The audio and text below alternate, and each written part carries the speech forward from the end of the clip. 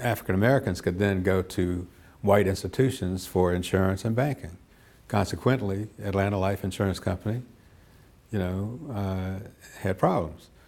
Citizens Trust Bank. The black banks are not as prosperous on a per capita basis as they were back before desegregation. Auburn Avenue was the center of black businesses. Hunter Street at the time, on the west side, where our office was the other center for black businesses.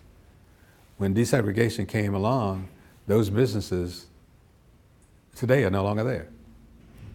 So we're now going through a whole revitalization effort to try to bring back some of the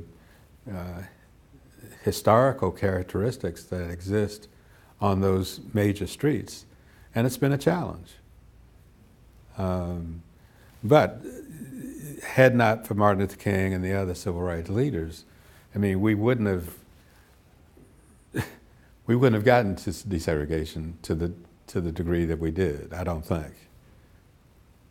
But you've got pluses and minuses on the whole issue of desegregation.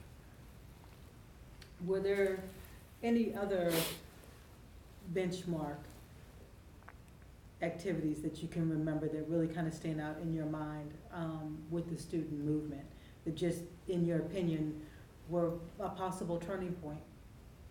I think the student movement, in terms of the folks who participated in it, not as diligently as some of the other folks, some like Julian Bond and the others. And of course Lonnie King. They were hands-on, every day, 24/7 involved in the civil rights movement.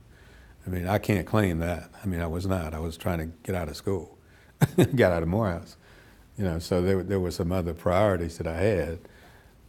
But I think that what the student movement did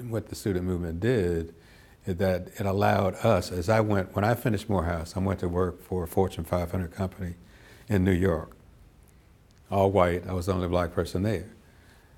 My experiences in the civil rights movement allowed me to articulate to the people who I worked with, the white folks, what the student movement was all about. It was not a bunch of radicals trying to tear up stores and riot in the streets. That was not what it was all about, which is what a northern person, white person's perspective probably was.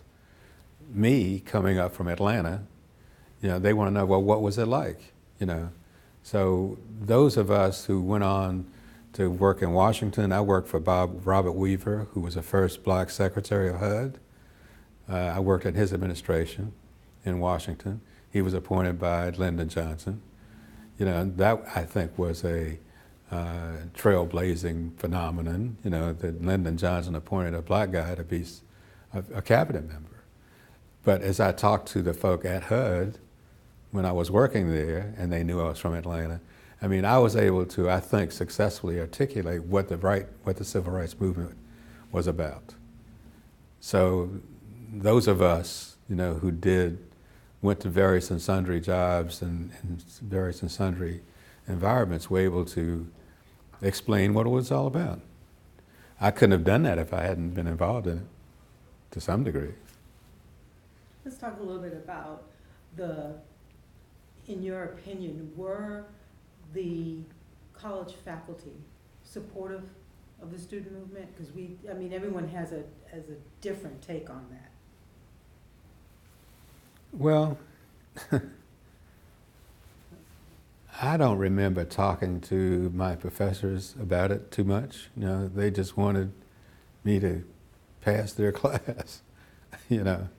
Benjamin E. Mays was president of Morehouse at the time, and of course Benjamin Mays understood what the movement was about.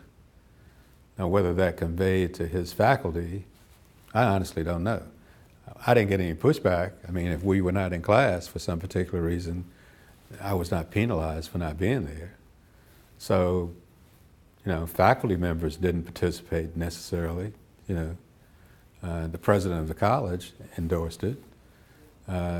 Manley was president at Spelman.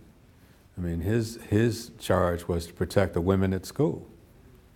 We didn't have a lot of women, to tell you the truth, we didn't have a lot of women from Spelman, as I remember, participating in the movement. you know. At Atlanta University in Clark, you did have some. But the Spelman women were pretty much, well, they were isolated anyway, you know, because they had curfews, there were various and sundry things